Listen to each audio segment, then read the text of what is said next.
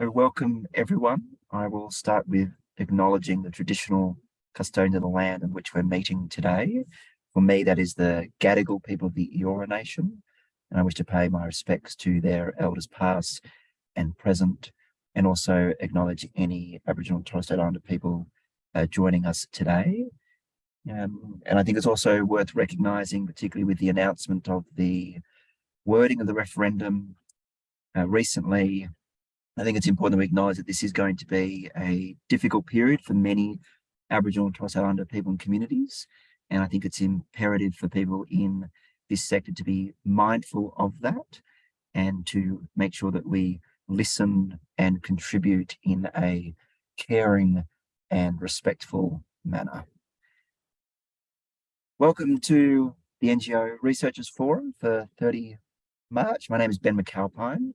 I am the NCOSS Director of Policy and Advocacy. I joined in December of last year, so I'm still fairly fresh to the role, so please be kind. There's a number of people in the room now on the call that I have met, but many of you I have not met, so I look forward to meeting with you over the next few years and engaging in both this type of conversation, which is incredibly important, but also more broadly, the importance of ongoing advocacy and reform.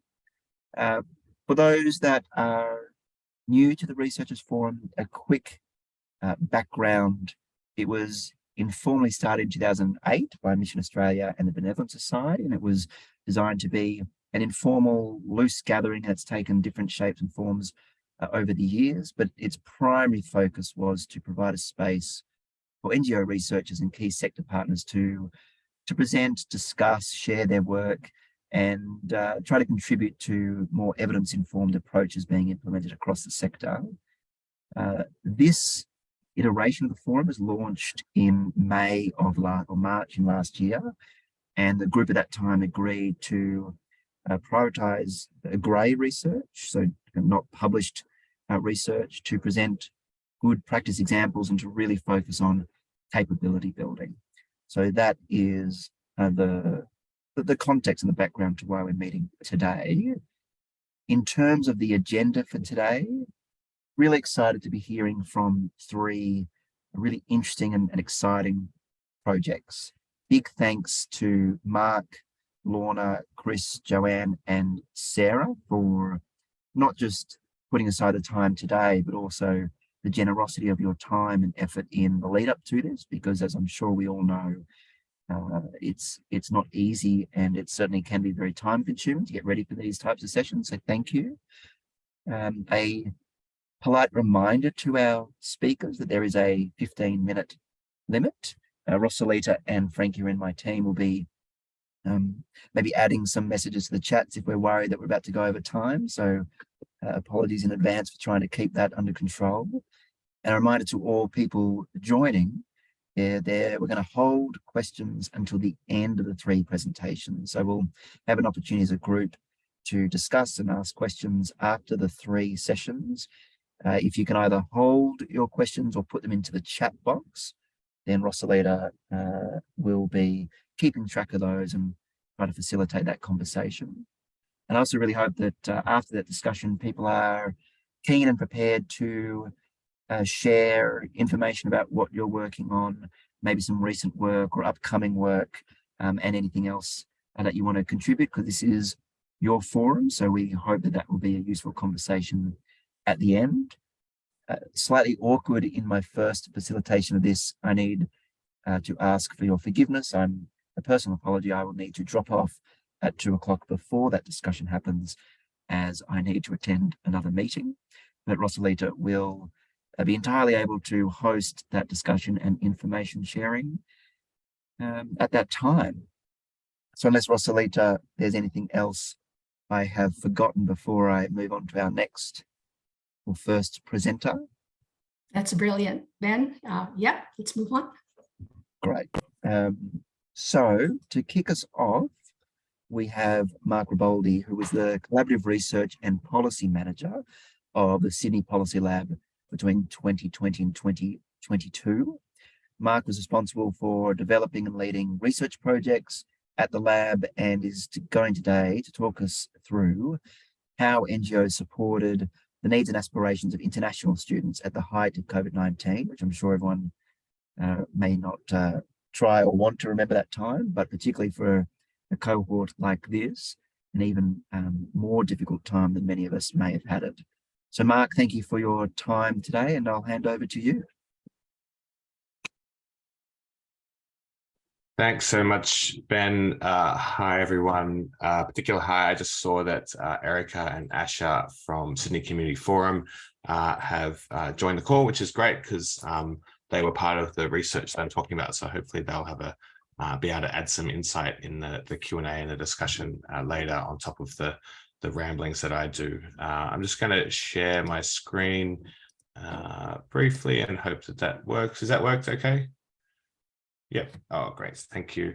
So I live and work on Gadigal country in Sydney's inner west, but I was born out in Darug country in Western Sydney. Currently, I'm a researcher at Sydney University, teach at Sydney University and UTS. I'm also got a bit of experience in the NGO sector, working at for advocacy and comms in various community sector organisations, worked in New South Wales Parliament for a while. I was also an English language teacher for a while, teaching English as a foreign language, which is mildly relevant to what we ended up studying during COVID. So I'm going to be talking today about how various non-government organisations, including Sydney Community Forum, supported the needs and aspirations of international students at the height of COVID-19. A little bit of context first. So international students already face more disadvantage proportionally than other students or other people of the type. You know, they are international students, so they're not citizens. They are temporary migrants, so they have there's particular pressures because of that. They face issues like housing insecurity, wage theft, insecure work at a higher proportion than other students and a higher proportion than other Australians in terms of their migration status. So this already disadvantaged community at the height of COVID were particularly impacted. So the industries that shut down, such as tourism, hospitality, were the type of sectors that international students were working in, often in casualized jobs. So they were kind of losing their work.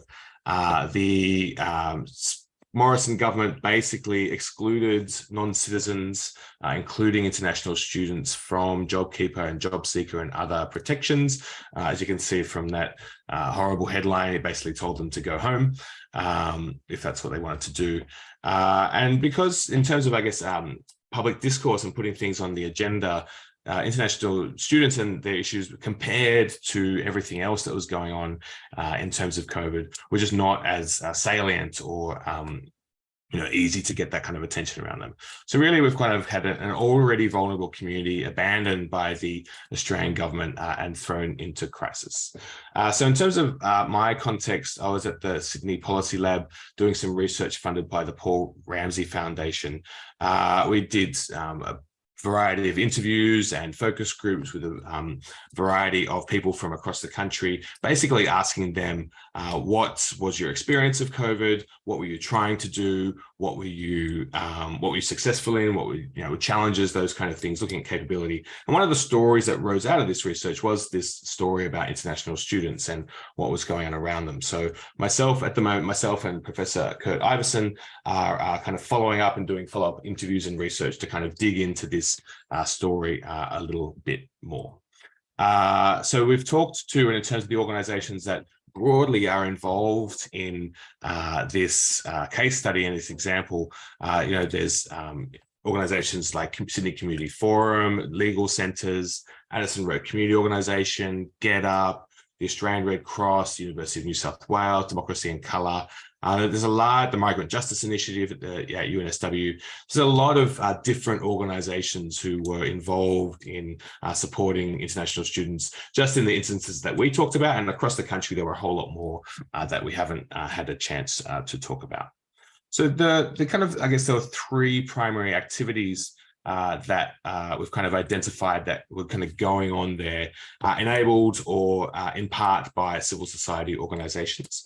So the first one was in terms of mutual aid. So I guess in times of crisis, as we kind of all know during COVID, the students, just as everyone else did, they kind of needed their immediate needs met before they could do anything else. One of the places that they did this was down at Addison Road Community Organisation, which is in inner West Sydney. For those who don't know, it's an old army barracks, which has been turned into basically a home for community organizations. I think there's 40 or more community organizations that are there. So this, during COVID, Addison Road became a food distribution hub. And so a lot of students were going down there to get access to food. And first they went down there, they got access to the food supplies they needed. Then they started volunteering down there because they were also, getting food boxes for their friends. Then they took over the whole process of food boxing and volunteering on Friday. So every Friday, all of the food boxes that went out from Addison Road were organised and coordinated by the international students. And so Rosanna and the management at Addison Road also just encouraged the student to use the space as much as they wanted. They have quite a lot of space. So they said, well, if you need somewhere to meet or to hang out, come and hang out here. So they'd hang out on Fridays, do the thing, have a bit of a social event, play music, share food, that kind of stuff. And then as, students kind of identified, well, we need connection to this or that or other, Rosanna would just connect them to people that she knew. So whether it was, people at the United Workers Union or the local migrant employment legal service. So it just kind of became one of the places that international students were able to meet and organize and do things during COVID in Sydney. The second thing was, in terms of activities, was a community organising approach by Sydney Community Forum and the Sydney Alliance, which supported students, these students, to kind of find their collective power at Addison Road, online, and in other spaces, including Sydney Community Forum. So Asha might be able to tell this story better later, but essentially through one of their South Asian clients and contacts, they found out how dire things were for international students during COVID. And so they began advocating for the needs of these students within the Sydney Alliance. So the Sydney Alliance is a coalition organisation of various organizations committed to social good and a community organizing approach. And so Asha and her team took on the approach of advocating within the Alliance for this issue to become essential to what the Alliance was doing during COVID. It wasn't an easy task. There was kind of pushback from the traditional, some of the organizations within the Alliance, partly because some of those reasons that I talked about earlier around international students, they're not citizens, they're not a huge cohort, but the particular needs of those students, the Sydney Community Forum was successful at putting on the agenda for the Alliance. So some of the things that the Sydney Community Forum was doing and supported by the Alliance once they took the issue was on board was taking the lead on providing leadership, training, development, support for the students to help them participate in some of the forums that they needed to be part of in order to advocate for their needs. So this includes, talking in the media, to being in meetings with organizations like GetUp, including going to a higher education conference in Canberra and lobbying the organizations who are profiting from international students and lobbying them to, you profit from these students, so you should step up and support them. So that kind of community organizing approach was the second thing that was going on. A third thing that was going on was involving the Sydney Community Forum, the Sydney Alliance, and Addison Road and various other organizations, was a coalition which was coordinated by the Sydney Alliance, which was centering around those students in terms of systemic advocacy. And so it was meeting at various times during the pandemic, convened by the Alliance, involved organizations like GetUp, the Australian Red Cross, the Migrant Workers Justice Initiative at University of New South Wales. And so we ran a debrief of the workshop of this campaign and kind of revealed that there was a unique approach to how this coalition was centering those international students within the coalition and asking organizations what they could do to support them. So this is in contrast to how advocacy campaigns might typically be run. It was definitely different from how a lot of the organizations that were involved had experienced advocacy campaigns before. So rather than a highly centralized, top-down strategic campaign that goes through a planning process, that has coordinated materials, people have consensus on things, instead the focus within this coalition was information sharing and relationship building. So the students who, for example, the students were having problems accessing available government supports that had been provided through the Red Cross. Basically, in order to get $750, the students had to fill in a 12-page form in complicated language, and it was just horrible for them. And so the students worked with and designed a survey with UNSW and the Migrant Justice Initiative, and they rolled that out. The UNSW produced a report. The Australian Red Cross used that data to modify their practice and make it easier for people to get access to the supports. GetUp used it for public advocacy to get the issue on the agenda. And I guess a difference about this is that these weren't necessarily coordinated actions. They were just kind of commitments that organizations had made to do something to help the students. And they just happened to align with each other in things. In terms of, I guess, some outcomes that came from these three activities. So the first one, whoops, go to the next one. The first one was the material support for international students from various state governments around food, around housing, around income, food packages funded by governments, which were delivered through places like Addison Road or through Food Bank Australia. Emergency funding for that students were able to access in terms of student housing, which just kind of relaxed that material and crisis pressure that had on them. So they didn't get some of the campaign goals were, some of the people wanted to get the students the same rights as other citizens. And while they didn't get access to JobKeeper and JobSeeker, they were able to kind of relax some of those material pressures that the students were facing. A second outcome of this activity was seed funding from the City of Sydney and the state government to set up the Oz International Student Hub.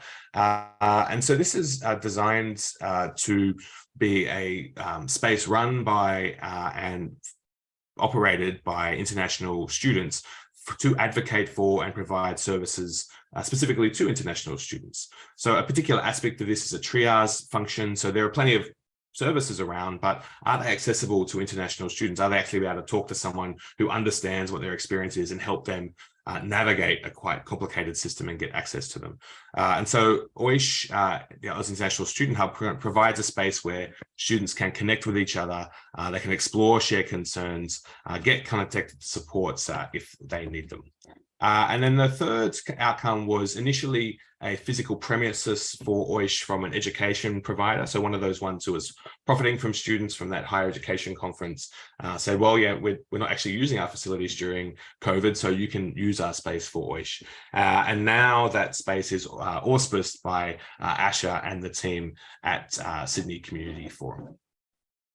Getting towards the end in terms of some of the takeaways from this experience that we've kind of identified so far. One of them is the importance of community organizing as a tool to center the voices of I call them real people, but literature thinks calls them people with lived experience within advocacy and service delivery. So as a principle, community organizing is talking about working with and alongside people. So rather than doing things for, is a focus on relationship building and leadership development. So Sydney Community Forum, providing conscious mentoring and leadership development with the students through ongoing contact. There was that training and support in areas like organizing, public speaking, talking to the media, so that the students felt more comfortable stepping up into new spaces where they didn't have as much power. They felt they didn't have as much power than the other people were there. But also, an important part of it was debriefing with students afterwards.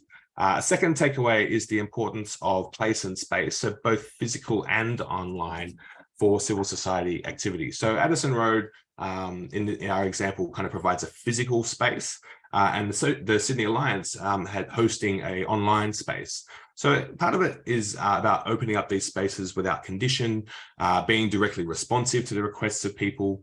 There's kind of a bit of a no closed doors approach where, it's kind of people's part-time job and they just, open up spaces and create and hold spaces for people.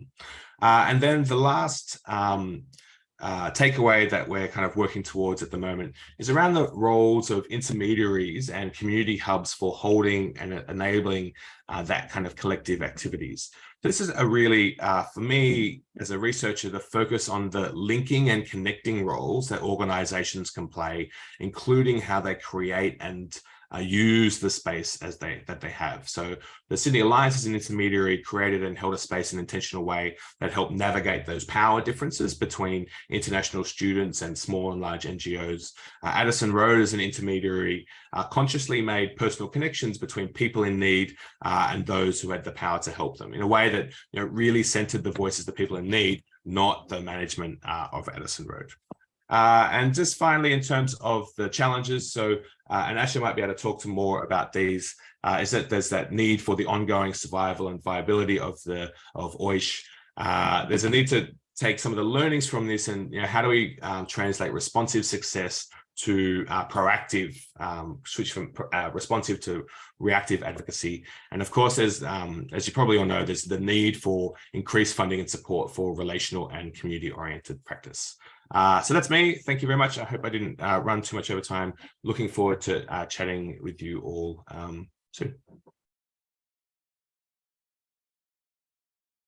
Not at all, Mark. You were bang on time, and I, as a host, truly appreciate your efforts. And I think those three takeaways around the voices of lived experience, the importance of place and space, the intermediaries and hubs, I think is really interesting to hear. And there's an interesting connection with the NCOSS policy platform. And I'm sure Maddie from LCSA would also be keen to hear this.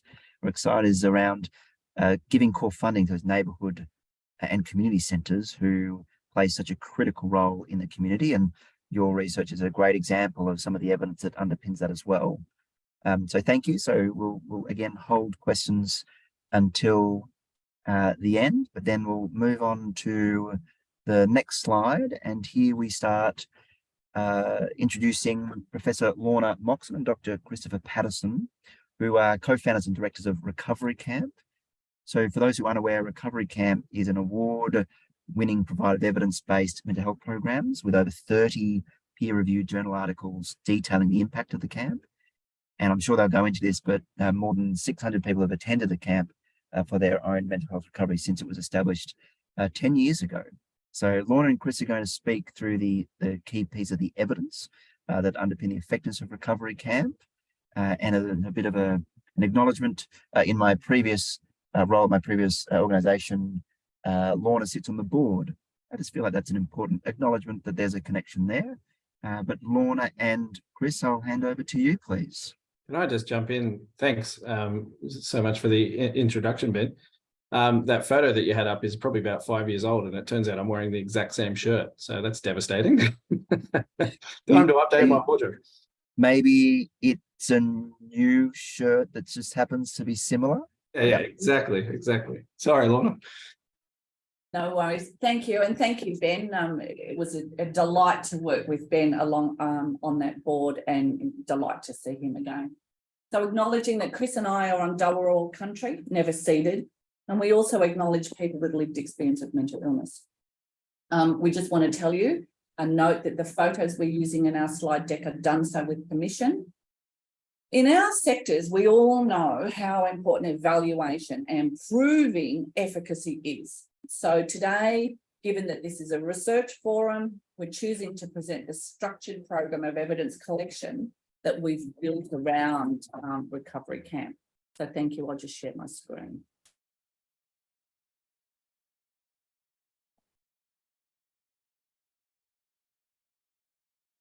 Can I just get a thumbs up that you can see a front slide? Terrific. Thank you so much. So Ben has introduced us. So Chris and I are co-founders and co-directors of this program called Recovery Camp. What we wanted to do was look outside the box when it came to traditional approaches to people with psychosocial interventions and traditional approaches to nursing students and multidisciplinary students' clinical placements. To do that, we built this program called Recovery Camp. We knew we had to meet standards, we wanted to enhance quality of life, and we wanted to enrich student learning. So there's a photo of some of the kinds of activities that we do at Recovery Camp, and we'll talk about those as we go through. So what Recovery Camp is, it's a 5-day, 4-night psychosocial intervention for people with mental illness, but it's also an acknowledged clinical placement for nursing students. We also take dietetic students, paramedicine students. But the absolute ethos of Recovery Camp is that these cohorts learn together.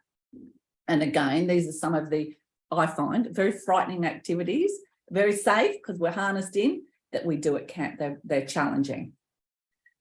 Again, this notion of learning together is that students need to learn from lived experience. We fundamentally, what would normally happen in a traditional clinical placement is students would be sent into a hospital in an inpatient setting or a community mental health setting.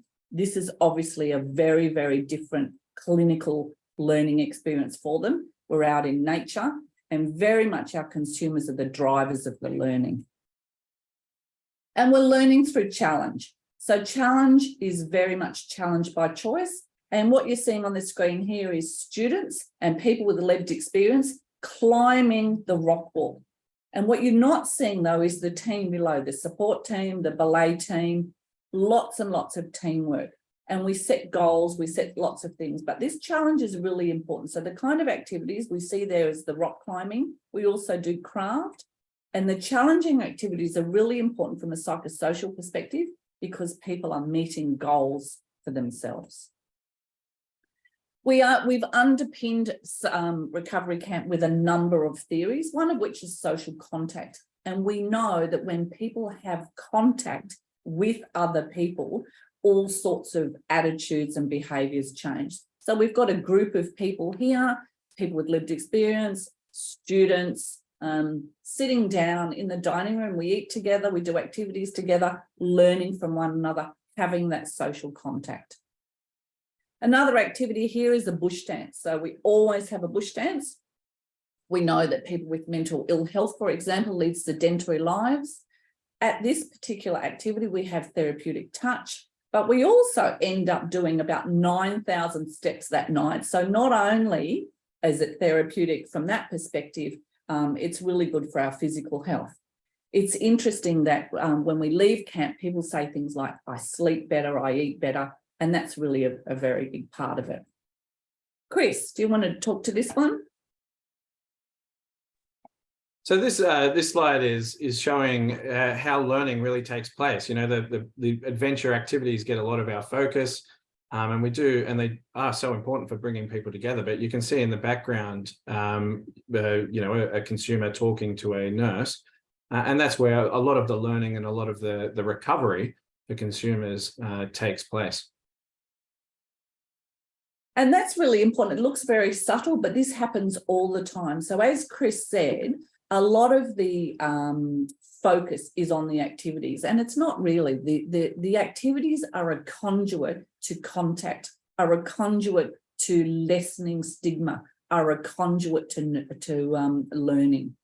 So we'll start here with the student impact that we have found. We've taken large student numbers. As we've said, it does count for a nursing clinical placement. It counts for 80 hours in the 1 week. So they do get up at 7 a.m. and they go to bed at 11 p.m. and they're very tired, but they do get 80 hours, and it is multidisciplinary. So as we've said, nursing students, increasingly paramedicine students. Paramedicine students are telling us that 54% of the jobs they have when they're in the ambulance are actually mental health related. So it's really important from their perspective. We take dietetic students, we take psychology students, we take exercise physiology. So what are we learning from a student perspective? So one of the things we learn is that multidisciplinary learning is really important. And how does multidisciplinary learning contribute to rehabilitation. What we are showing here is a number of papers. And again, it brings us back to that initial point that we made about, again, the sector proving efficacy of our programs. So without this empirical data, it's really very difficult to get funding, apply for funding, get tenders or whatever it is without having this kind of proof. So it's been really important for us to build around that. More papers here on the effects of an immersive mental health clinical placement. So what we're noticing is that students are developing good relationship skills, particularly from a nursing perspective. We know that's really important. Their attitudes, they're coming out more confident, they're coming out more competent, and their relationship skills are better. Chris. This is one of our PhD students who came as an undergrad nursing student to recovery camp, and providing her insight into her own experience as a student. And she's gone on to do a study. Her PhD mapped the consumer experience to one of a recovery model, the recovery star, and found that from consumer quotes and consumer experience that the recovery camp experience really is one of true mental health recovery. And now Dr. Caroline Picton is applying this learning to her work down in Nowra. Thanks, Chris. Oh, sorry, just going back to Caroline. Caroline, even though she's got a PhD, she's chosen to stay working clinically, and she's using the skills that she learned from doing a PhD in critical inquiry, and is applying those clinically, which is fabulous. So not only obviously have we got a program of research around efficacy, we also had to devise some very clear learning outcomes, because a large cohort of people that do attend are nursing students, as we've said. So we've had to come up with some very clear learning outcomes about the kinds of things that we want them to learn during this immersive experience. And then we build our research again around measuring that they've met those learning outcomes. So not only have we got this student empirical data that we've collected, we're now having a look at the social impact from a consumer perspective. So recovery camp is very much built around self-determination theory. We know hope, we know autonomy. So we've built a lot of research around understanding self-determination and what that's done for consumers' perspective. And we know there are increases in self-determination. We know there are increases in quality of life, and we've got those measures. Overarching this is this notion of, particularly for consumers, is empowerment. So you can see down the left-hand side, we've got some elements, and again, this is drawn from our empirical data. Those elements down the left all lead to empowerment for nursing students. It's important that they build their self-determination. Participation is really important. Extending self. So extending self relates to those challenging activities. Building relationships. We know social connection is really important, and having some positive change, which leads to hope. So empowerment is really important. Chris? Yeah, this is another publication from the consumer perspective, just showing the types of goals, the types of goals that students, that consumers did set by going to camp and how they were achieved. And very much they were in the areas that Lorna have said about really forming relationships is the main focus of consumers. At a place like recovery camp that focuses on developing social contact and engagement, they were able to achieve those. And a lot of the focus is on having those different cohorts of people, the students and consumer groups coming together. That was really what underpinned that meeting of that goal. So skipping along quickly, we pose the question, can a clinical placement influence attitudes toward people with mental illness? Because we all know that stigma is rife. And fundamentally, yes, it can. And these are our empirical data to prove that. Over many years, we've done analysis of measures of social distance. How do students change? We do a pre-test, post-test intervention study. Has this intervention changed people's attitudes? And we know that it has. So you can see here pre-placement, some scores, post-placement. They come in with certain attitudes. they go out with better attitudes. Interestingly, we had a comparison group that went to traditional clinical placements, and we defined what they were before, and their attitudes actually get worse as a result of the traditional mental health clinical placements, which is a little bit concerning. Okay, so just to tie up then, one of the things that, again, that's really important about research and gathering this data in our sector is the kinds of things that we have contributed to from a research perspective. So we know that Recovery Camp contributes to the workforce pipeline. We know that in the mental health sector, getting a workforce is really hard. And Recovery Camp was identified in the Productivities Commission mental health report as best practice example of clinical placement. And we and the University of Melbourne recognised this program as well. And Chris and I would argue very strongly that it's about the immersion. It's about learning things you can't learn from books. Ben talked about our awards. We've been very fortunate that we've got a number of awards. And then we've got a whole series here, and we won't go through them, otherwise you might all go to sleep, but we've got a whole series here of published research in various areas. So we know that Recovery Camp contributes to knowledge transfer, work integrated learning. We know that it contributes to clinical confidence and the development of therapeutic relationship skills.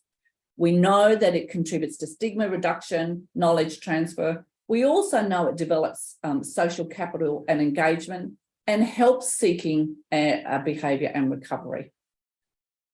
Additionally, particularly for consumers, we know that it's very empowering and it contributes to their overarching self-determination. Chris, tie us off. No, so, we're fortunate to run 6-7 camps a year. It was a difficult period throughout COVID, and what it really taught us through COVID was the power and impact of social contact. It drove everything that Recovery Camp does. We've been lucky to bring 2 cohorts that don't usually, engage each other at lengthy times like they do together, and have seen the impact. And it's really exciting post-COVID to drive it back to run the 6-7 camps a year and see its real-time impact. Thank you so much. We'll look forward to answering your questions a little bit later. Thank you very much, Lorna and Chris. And the pressure is definitely on our next presenters to keep to time, because both our presenters so far have managed to do it. So thank you. If anything, I know, Lorna and Chris, this wasn't necessarily the purpose of your presentation, but I think what it does for me is really highlight the strange and sometimes very frustrating relationship that we have in the sector between evidence and policy and funding. We regularly hear from funders that they want more evidence. And I know that you have been trying to get more funding and support for Recovery Camp and similar interventions, and it's been incredibly difficult despite the immense amount of evidence that you clearly have, not only underpinning it, but also that you have developed and captured over time. So I think that's probably a sensitive subject to bring up with Lorna and Chris, but that's just an interesting reflection, at least for me. Moving on to our third and final presentation for today, and we have Joanne Kershaw and Sarah Judd-Lamb from Carers New South Wales, which is the peak non-government organisation for Carers in New South Wales. This stat may be out of date, but in New South Wales, there's about 11 or 12% of residents providing some form of ongoing care and support to a family member or friend. So it gives us all a sense of the significance of this issue and why it's so important to have an organisation like Carers New South Wales providing that ongoing support to that community of carers.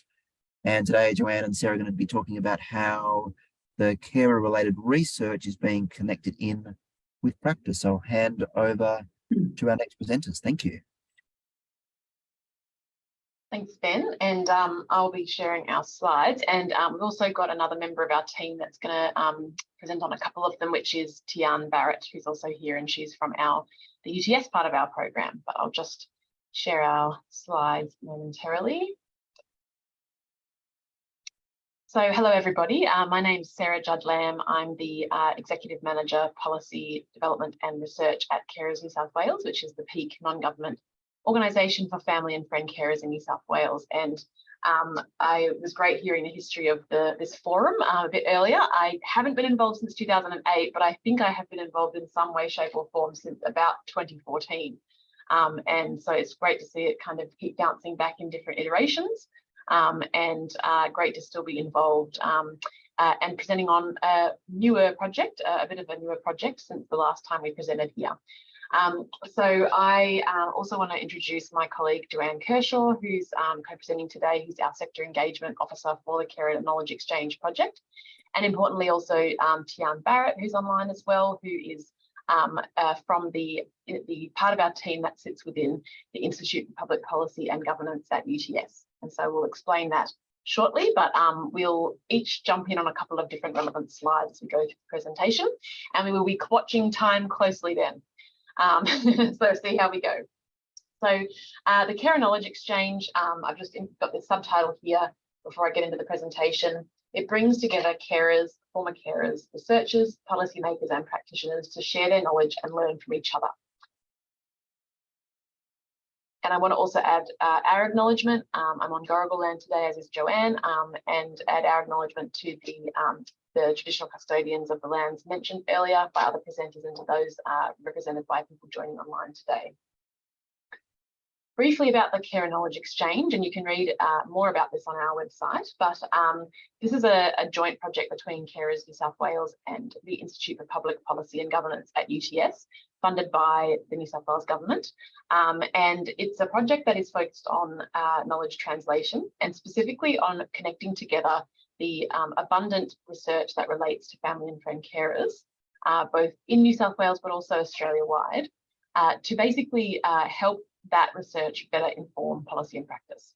And so it's an ambitious project, and we've been running for, gosh, about 18 months now, and there's lots of different facets of it. So we're just going to really touch on those main ones today, and we really encourage everybody that is interested to know more to you know, go to the links that we mentioned later on.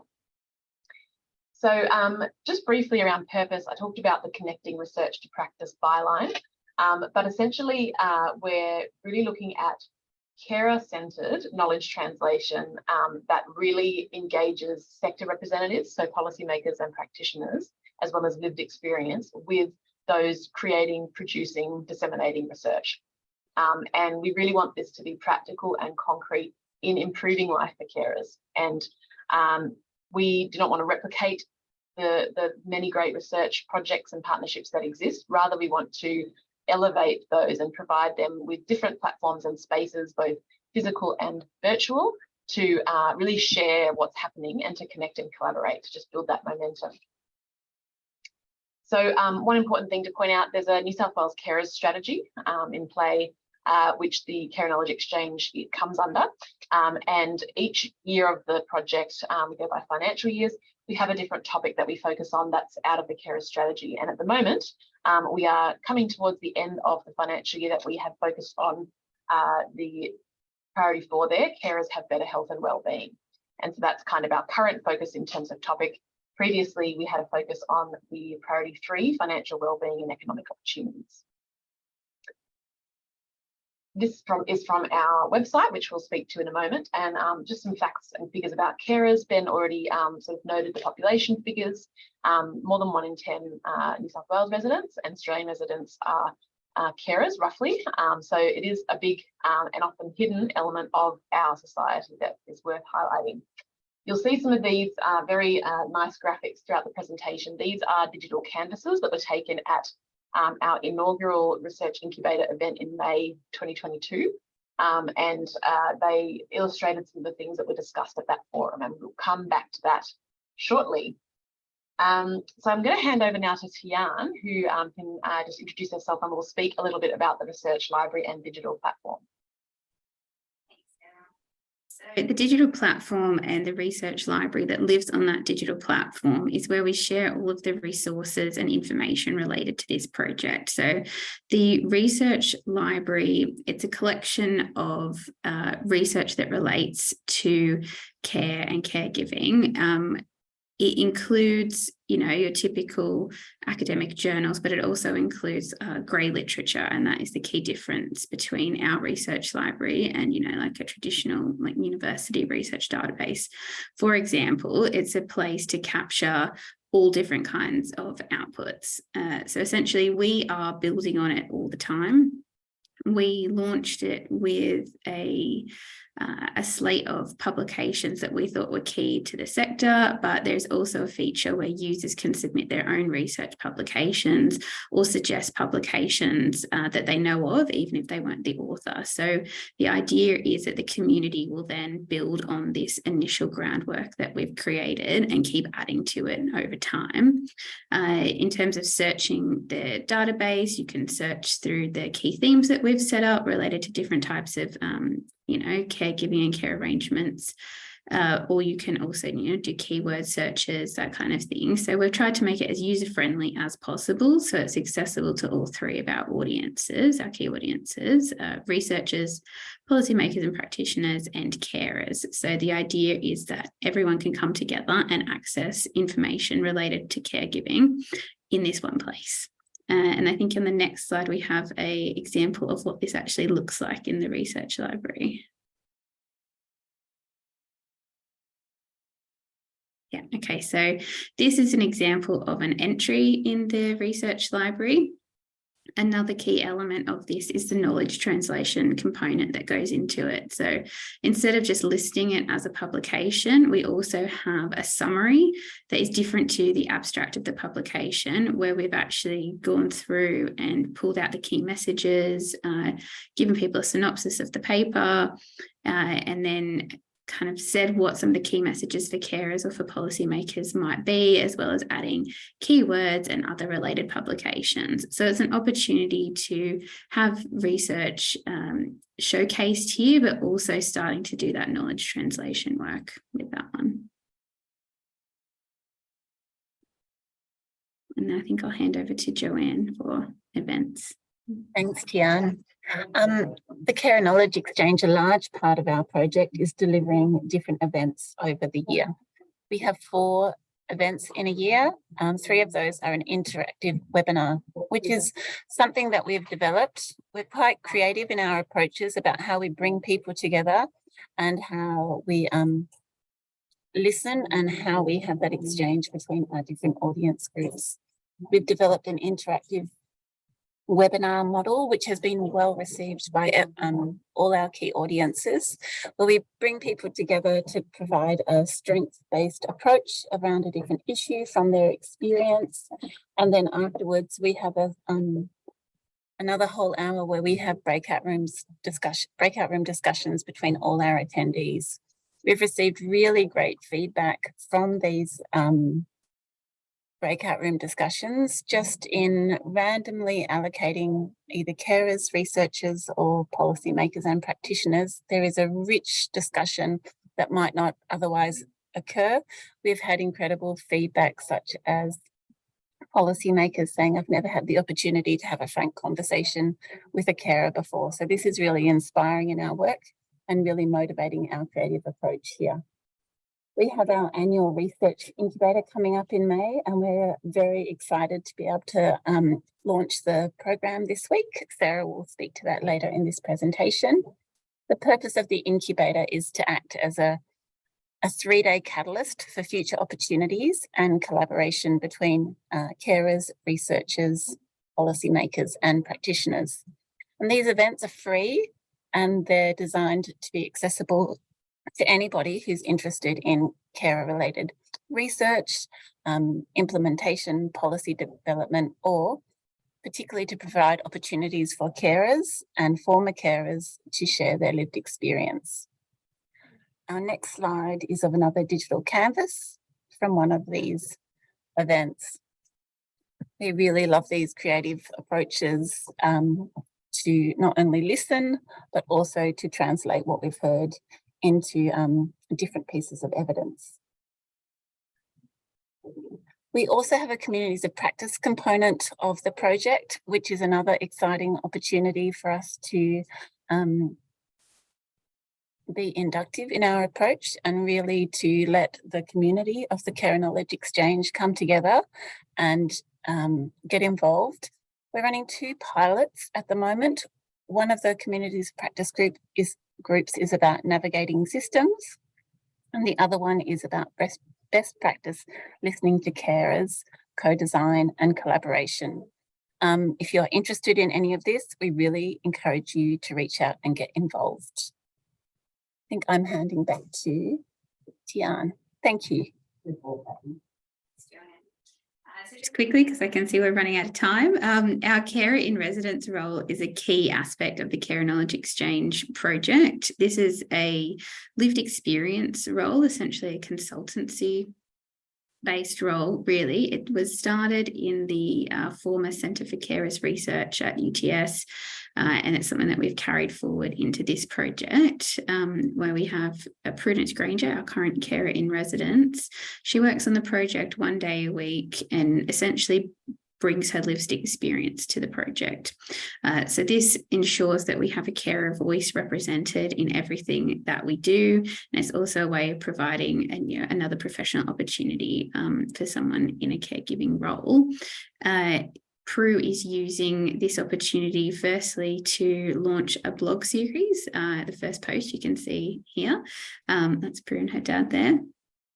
And she's also in the middle of recording a podcast of sharing carer voices, which will be ready to listen in the next couple of months. So keep an eye out for that one as well.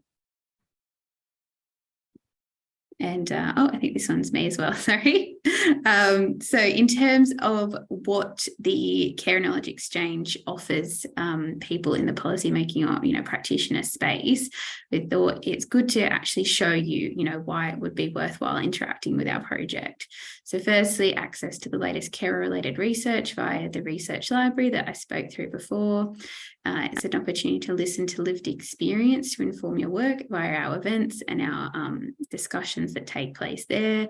The same as with the opportunity to connect to researchers and carers at our events, as we have all of these 3 audience members in the same room, virtual room mostly. And just gives you a chance to have conversations with people that you might not otherwise be in a room with and have the opportunity to talk to. The research library also offers an opportunity to make grant applications more competitive by accessing a range of research compiled there. It makes it much quicker to find all those resources. Similarly, that will help you add depth to reports, we're hoping, as well as improve service design by listening to that lived experience and the research that we're compiling in these events, as well as the opportunity to actually speak at our events and share, case studies of best practice with colleagues in the sector. So for that reason, we'd love you to get involved and come and participate in our events, sign up to our digital platform, start adding your publications to our research library. The more involvement we have, the more buy-in from the community we have, the more successful it ultimately is. And in the interest of time, finishing on the last slide, which is the event that Joanne mentioned earlier. So we are wrapping up, Ben, but we invite everybody to sign up for updates of the project so that they can receive tomorrow registration information for this event, which is hot off the press program for our research incubator in May. So just finishing with that on carer health and wellbeing. So that's a really great way of getting involved. And that is the QR code for signing up. Thanks, everybody. Thank you, Tian, Sarah, and